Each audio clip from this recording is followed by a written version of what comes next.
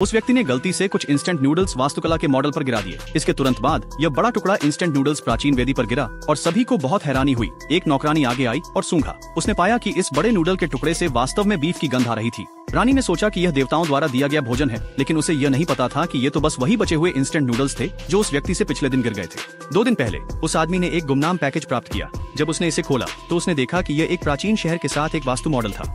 वह व्यक्ति अत्यधिक चकित था।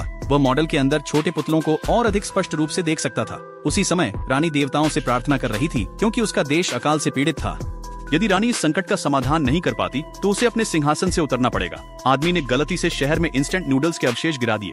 रानी ने इसे देवताओं का उपहार माना। उसने जल्दी से नूडल्स को पकाया और सभी में वितरित कर दिया। लोगों ने पहले कभी इतने स्वादिष्ट नूडल्स नहीं चखे थे और हर कोई अपना पेट भर सका। फिर आदमी ने अपने घर के सभी इंस्टेंट नूडल्स को शहर में फेंक दिया। रानी बहुत आश्चर्यचकित हुई। इन नूडल्स की बदौलत सभी अकाल से बचने में कामयाब रहे। रानी ने विश्वास किया कि देवता ही उनकी मदद कर रहे थे, इसलिए वह जल्दी से देवताओं को धन्यवाद देने के लिए घुटनों के बल बैठ गई।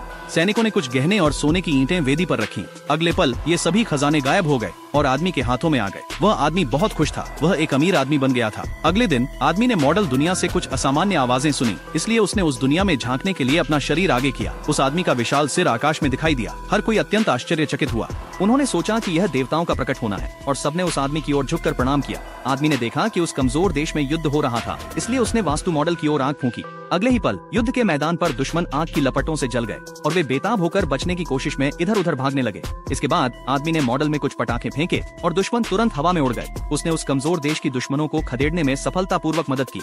हालांकि युद्ध के कारण कीटों की महामारी फैली। अगर कीटों की महामारी को नहीं रोका गया तो इस देश में कई लोग मर जाएंगे। इस दृश्य को देखकर आदमी ने एक बोतल कीटनाशक निकाली और उन कीड़ों की ओर छिड़क दिया। अचानक मॉडल की दुनिया में बर्फ गिरने लगी और सभी कीड़े हिल नहीं सके। तभी उस आदमी की प्रेमिका वहाँ प्रकट हुई।